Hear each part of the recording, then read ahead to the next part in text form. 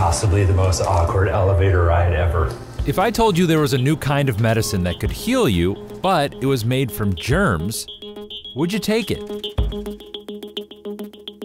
What do you think about germs? Gross. They get you sick. I'm opposed. You're opposed. You're anti-germ. I'm anti-germ. We see germs as a threat, and we've gotten real good at killing the ones that cause infection. In fact, since 1950, the rate of infectious diseases has plummeted. But during the same time, chronic diseases have skyrocketed. Is there a connection? Could it be we're so obsessed with killing germs, we're making ourselves sick? To find out what's going on, I'm in Boston at MIT. That's where Dr. Eric Alm explores our relationship to germs. We don't usually call them germs. Why would you not call them germs?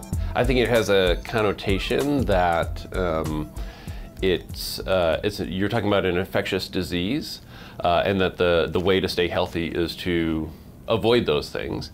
And according to the National Institutes of Health, bacteria actually play a critical role in regulating immunity, metabolism, and other key functions. Alm says your bacteria make up something called the microbiome. It's a lush forest with a huge diversity of plants and trees. And in that forest, there are a tiny number of bad bacteria down there, like weeds on the forest floor. They can cause disease, but in a healthy forest, they're held in check. There's no room for them to spread around. How do you think about bacteria? Bacteria are pretty exciting. They kind of make the world go around, and in some pretty important ways. All right, well, most bacteria are good then. But what happens when you kill off those good bacteria? There's a growing body of research that shows our modern obsession with killing germs can wipe out lots of innocent bacteria in the microbiome. That opens up space, giving bad bacteria the room to multiply and make you sick. What's jacking with our microbiome? Stay with me here for 1 second. I'm gonna run through some science, and I'm gonna start with hand sanitizer. This toxicology journal has some emerging science that focused on mice. It found the key ingredient in hand sanitizer can cause changes in the balance of the microbiome. Okay, more science. 3 major medical journals looked at the connection between young children and allergies. They generally found kids without frequent exposure to farm animals or dogs had higher levels of allergies and asthma. We're almost there. Stay with me. This is a big one.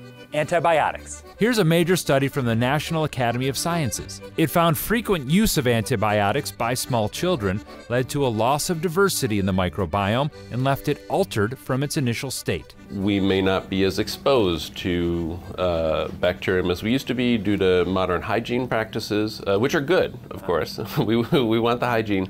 But it might mean that we're not getting the right exposure to properly train our immune system.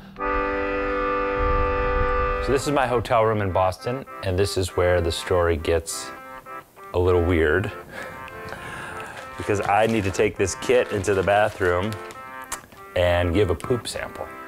A growing number of scientists believe there is a connection between killing off germs and the rise of chronic diseases. For a cure, they're exploring the healthy germs that live in your poop. Okay, me and my poop are getting off on 4. Hello. This is not awkward. Now I'm at a place called the Open Biome, which Eric Alm helped found. For demonstration purposes, I volunteered my own sample to see how they turn poop into medicine. That's right, poop can be a drug. You can think about that the next time you're going to the bathroom, that you're in the drug manufacturing business.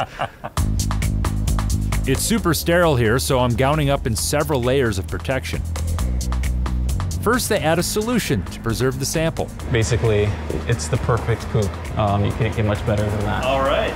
Then it's manipulated and filtered, and finally it's stored in a deep freeze until it's needed. The first time you see it, you get a little bit, skittish. Yeah. But after the second time, you really understand the reason you're making medicine out of it. The poop transplant is real basic.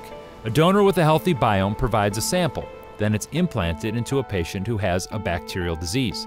Currently, it's only used to treat C. difficile, a deadly gastrointestinal infection where antibiotics don't always work.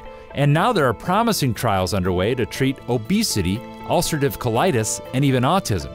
What's going on right now is researchers are trying to isolate the individual bacteria that make this procedure successful. So get away from poop and actually make a medicine that comes in a bottle. Yep, yeah, I think that's what a lot of people are really excited about. The good news is there's always poop as well. So are we so obsessed with being clean that we're making ourselves sick? The science says yes. We learned that germs and bacteria are misunderstood. Some bacteria is bad, but most help us maintain a healthy balance in the microbiome. And in our quest to kill germs, we've traded infectious diseases for chronic ones that are very hard to treat.